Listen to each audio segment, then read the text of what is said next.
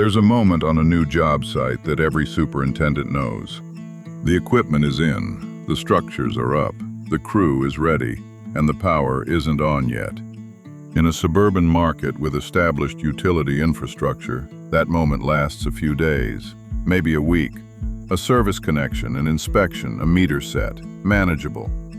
In a rural Midwest county where the nearest substation wasn't sized for what just arrived, that moment can last 6 months, 9 months, in some documented cases 18. A workforce village sitting dark in a field, fully assembled, workers ready to occupy, waiting for a utility company to catch up with a construction timeline that didn't ask for permission.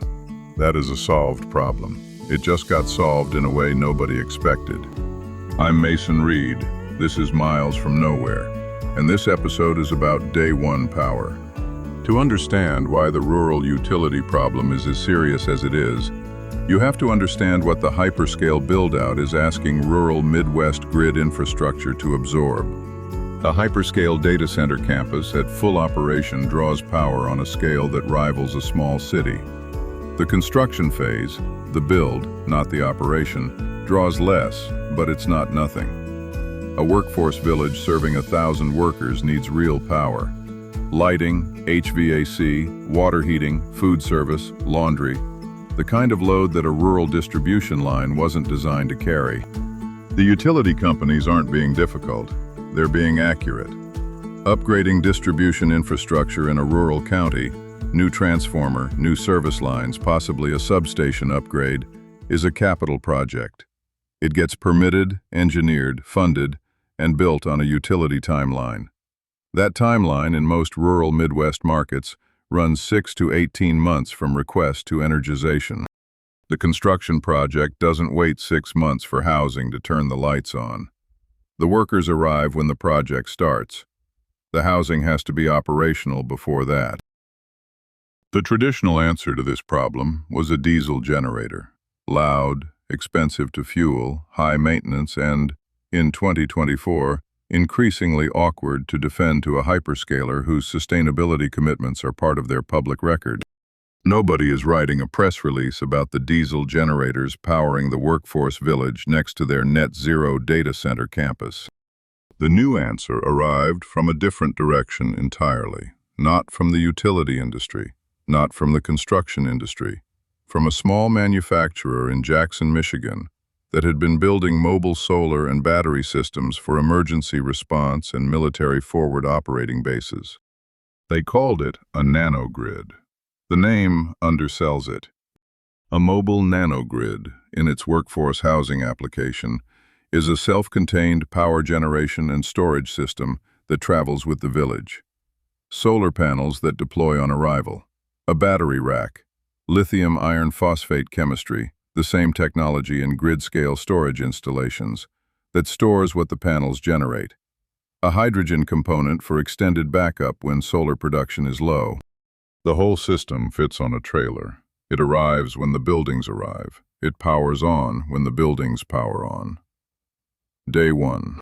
No utility company involved, no permit queue. No substation upgrade on someone else's timeline. The operational model is straightforward. The nanogrid powers the village from day one. When the utility connection eventually comes through, 6 months later, 12 months later, the village connects to the grid and the nanogrid shifts to backup role. Power interruption, the nanogrid covers it. The workers don't notice. When the project ends and the village redeploys, the nanogrid loads back on its trailer and goes with it. Same asset, next site, day one power again. Now here's where the economics get interesting. The Inflation Reduction Act, the IRA, includes a 30% investment tax credit on qualifying solar energy assets. The credit applies to standalone battery storage as well, under Section 48E, for systems placed in service through 2032. 30% off the capital cost of the power system in the year it's placed in service. Combine that with the accelerated depreciation treatment we discussed in the last episode. A mobile nanogrid qualifies as personal property, not real estate. And the effective capital cost of a grid-independent power system for a workforce village is significantly lower than the sticker price suggests. The solar answer isn't just the cleanest answer, it's the fastest answer. And after the tax treatment, it's competitive with diesel on a total cost basis over the life of the deployment. Which means the reason to choose it isn't ideological, it's practical. It works on day 1. The diesel generator never showed up until day 30. The hyperscale build-out has a power problem that runs in 2 directions. The data centers themselves are drawing power at a scale that's reshaping regional grid infrastructure across the Midwest.